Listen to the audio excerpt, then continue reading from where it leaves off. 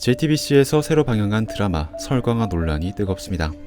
대한민국 민주화운동의 주요 변곡점이었던 1987년을 배경으로 하고 있으면서도 당시의 시민들을 탄압했던 안기부를 나름의 사정이 있었다는 식으로 미화하는 연출을 하거나 민주화운동에 헌신했던 학생들과 북한의 난파 간첩을 겹쳐 보이도록 만들면서 당시의 민주화운동의 실상을 의도적으로 폄훼하려는 목적이 있는 것이 아니냐는 비판을 받고 있는 것이죠. 이에 대해 설광화 관계자들이 현재까지 내놓은 입장은 대강 이렇게 정리할 수 있을 것 같습니다. 제작진은 그럴 의도가 없었다. 남녀 주인공이 민주화운동에 직접 참여하는 것은 아니기 때문에 작품이 난파 간첩과 민주화운동가를 비슷하게 보이도록 만들었다는 것도 역시나 오해다.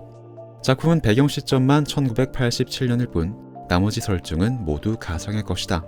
그러니 실제 현실을 폄훼하려 했다는 것도 모두 다 오해다. 그러니까 자신들은 그럴 의도가 없었고 이 모든 논란은 자신들의 진짜 의도를 몰라주는 시청자들의 오해에서 생긴 것이라는 게 대강의 입장인 것 같습니다. 한마디로 억울하다는 거죠. 그런데 드라마를 실제로 봤더니 제작진 분들께서 조금 억울하실 만하겠다는 생각이 들긴 했습니다. 드라마에서는 정말로 민주화 운동을 폄훼하려는 그런 나쁜 의도 같은 것이 전혀 보이지 않았기 때문입니다. 대신에 이분들은 훨씬 더 심각한 실수를 저지르셨습니다. 1987년을 그렇게 아무런 의도 없이 천진난만하게 바라보는 것 자체가 또 하나의 특정한 의도가 될 수 있다는 사실을 전혀 이해하지 못하셨다는 거죠. 이게 무슨 말인지 조금 자세히 설명을 해보겠습니다. 사실 설광화의 기획 의도는 너무나도 뻔하게 보입니다. 사랑의 불시착이 거두었던 그 엄청난 성공을 자신들도 비슷하게 누려보고 싶다는 그런 셈법이 노골적으로 깔려있으니 말이죠. 남녀의 사랑을 방해하는 거대한 환경의 힘이라는 테마는 로미오와 줄리엣 이후 무수하게 반복되어 왔던 전통의 테마입니다. 사랑의 불시착은 그것을 한국적인 환경, 즉 분단의 현실이라는 특수한 환경에 맞춰서 성공적으로 각색을 한 작품이었죠.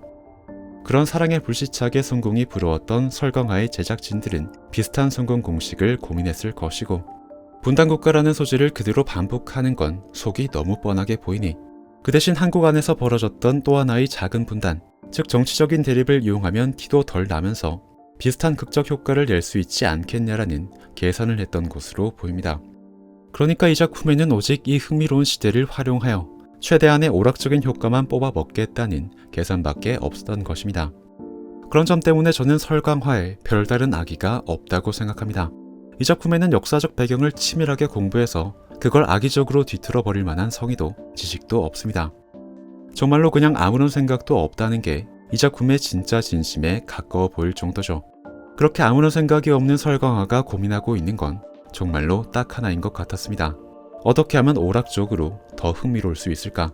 그래서 도대체 어떻게 하면 사랑의 불시착처럼 두 주인공의 사랑을 막아서는 현실의 거대한 장애물을 연출해 볼 수 있을까에 대한 천진난만한 고민만 했던 것으로 보이죠. 그리고 그러한 얕은 고민의 결과로 나온 것이 바로 호수여대 기숙사라는 비현실적인, 과정을 조금 보태자면 마치 무균실과도 같아 보이는 그런 중립지대였던 겁니다. 실제로 대학교의 기숙사 생활을 해보신 분들은 아실 겁니다.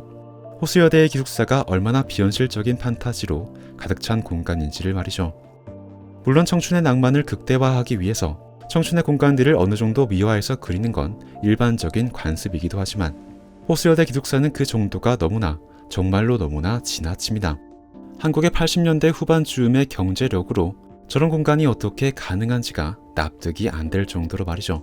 하지만 설광화를 계속 보다 보면 그 어처구니 없는 판타지스러움에 다 의도가 있음을 깨닫게 됩니다. 제작진들은 이 작품에서 그저 판타지를 만들고 싶었을 뿐입니다.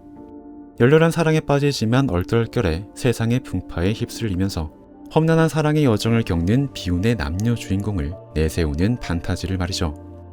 그리고 여기에서 중요한 건 한국적인, 즉 해외로 수출됐을 때의 그 어디에서도 본 적이 없는 풍경이기 때문에 해외 팬들에게 신선하게 비춰질 수 있는 그런 완전히 새로운 배경이어야만 했을 겁니다. 그렇기 때문에 이들에게 1987년은 한국 현대사의 중요하고 엄중한 분기점이 아니라 오락적으로 흥미로워 보이는 소재가 아직 활용되지 않은 채로 널려있는 거대한 쇼핑몰 같은 공간으로만 보였던 거겠죠. 그러니까 수많은 악행을 저질렀었던 안기부가 흥미진진한 작전을 수행하는 보통의 수사 조직처럼 그려지는 그런 어처구니 없는 결과물이 나오는 것이고 동심의 간부와 아내들이 벌이는 권력 쟁투 또한 주말 드라마의 흔하디 흔한 심리전의 문법을 그대로 본따서 천진난만하게 그려지고 있는 것입니다. 작품은 민주화 운동을 하는 학생들에 대해서도, 대한민국에 침투한 북한의 간첩에 대해서도, 입에 올리기조차도 거북한 코드 1에 대해서도 아무런 가치 판단을 내리지 않습니다. 작품에게 그들 모두는 호수여대 기숙사라는 판타지 공간 외부에서 사랑의 역경을 만들어주는 동일한 엑스트라일 뿐, 그들보다 중요한 건 그 불필요한 소음으로부터 벗어난 이 깨끗하고 예쁜 공간에서 세계적인 스타 배우들의 러브 판타지를 구현해내는 것이었으니까요. 그래서 제작진들의 이 억울함 가득한 입장 표명문은 실제로 진심일 겁니다. 자신들은 역사를 폄훼하려는 악의 같은 건 전혀 가진 적이 없고 그저 사랑의 불시착을 따라서 많은 돈을 벌고 싶었을 뿐인데, 비슷한 소재를 다뤘던 사랑의 불시착이 먹지 않았던 욕을 자신들은 먹고 있으니 정말로 억울한 기분이 드시기는 할 겁니다. 그래서 어떻게든 이 국면을 버티면서 사전에 제작을 완료했었던 그 분량들을 모두 방영해 보려고 하시는 거겠죠. 하지만 문제는 그들이 다뤘던 것이 하필이면 1987년이라는 겁니다. 그들은 탈가치를 표방했지만 우리 사회가 이미 이루어 놓은 합의는 1987년을 결코 탈가치적으로 바라볼 수가 없다고 이미 결론을 내려놓았으니까요. 물론 그런 사회적 합의에 대해서 의문을 제시하고 가치 중립적인 판타지를 표방하는 것도 표현의 자유로서 얼마든지 보장되어야 할 겁니다. 다만 그와 동시에 소비자들에게도 우리의 사회적 합의를 깨는 판타지 같은 건 소비하지 않겠다고 표현할 자유가 있지만 말이죠. 데모에는 관심 없다며 청춘의 낭만을 쫓으면서 현실을 외면하려 했던 1987의 연희가 결국에 도달했던 종착지가 바로 현재의 대한민국을 대변하는 가치일 겁니다. 설광하에 쏟아지고 있는 분노는 우리 사회를 구성하는 그 핵심적인 가치를 훼손하지 말라는 것입니다. 만약 그 분노를 뚫고서라도 대중을 설득해보고 싶었다면 천진난만하게 오락성이나 쫓는 지금의 결과물 보다는 훨씬 더 성의가 있어야 했을 겁니다. 물론 정확한 판단은 16부작을 모두 보고 나서 나중에 하는 게 좋겠지만, 여자 주인공인 은영로가 온건파인 안기부장 은창수의 딸이라는 설정이 이렇게 대놓고 나와 있는 걸 보면 너 내가 누군지 모르지?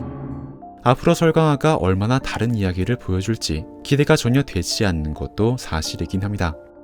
사랑의 불시착을 따라가고 싶었던 설광아의 천진난만한 판타지는 과연 성공할 수 있을까요? 오늘 영상은 여기에서 마치겠습니다. 시청해주셔서 감사드립니다.